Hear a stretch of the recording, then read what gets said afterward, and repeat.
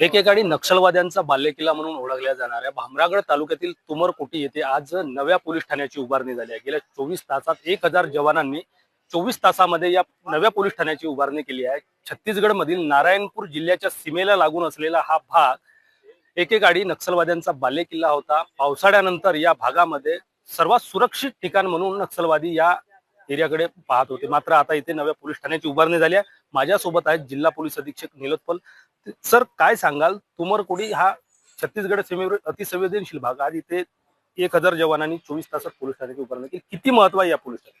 खूप महत्वाचे आहे। ते माओवाद्यांचे कंप्लीट लिबरेटेड झोन होता, अबुजमाडचे हिस्सा आहे तुमरकोटी।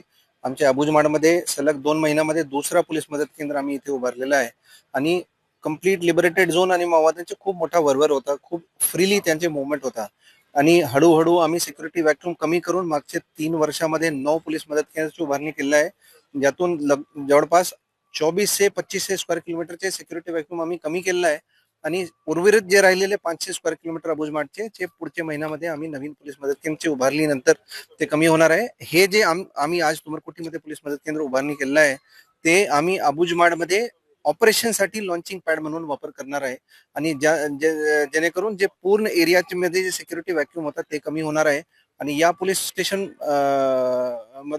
चे कारणाने जवळपास 200 स्क्वेअर किलोमीटरचे सिक्युरिटी व्हॅक्यूम पूर्णपणे कमी होणार आहे। इथे थोडे दिवसामध्ये बस सर्व्हिसेस पण आम्ही सुरू करू। 4 किलोमीटरचे कच्चे रस्ते बनवून आम्ही इथे पोहोचले आहे।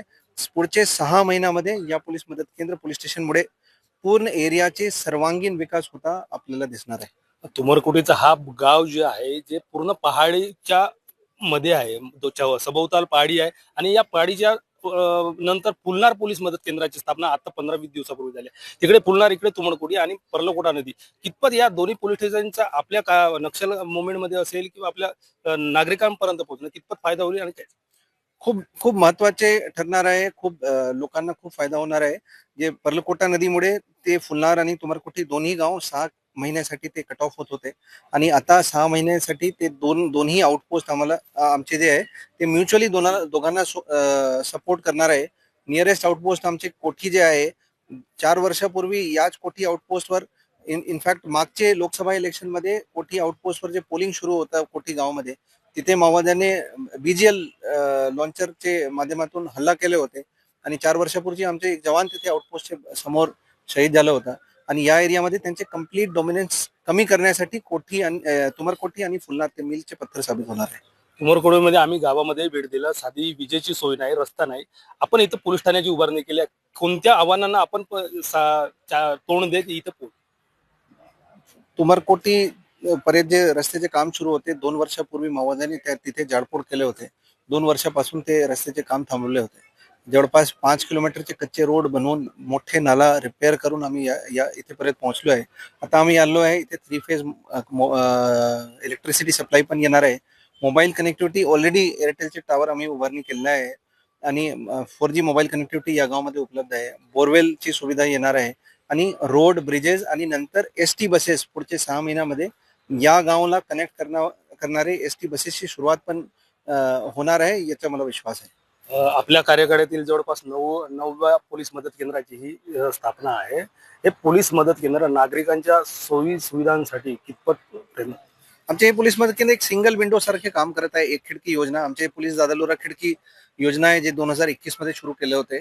नागरिकांच्या एक झेरॉक्सची कॉपी पण पाहिजे तर त्यांना इथून भामरागडला जावं लागणार होतं पूर्वी, आता ते आमच्या आउटपोस्ट मध्ये येऊन एक सुद्धा झेरॉक्सची कॉपी घेऊ शकतात।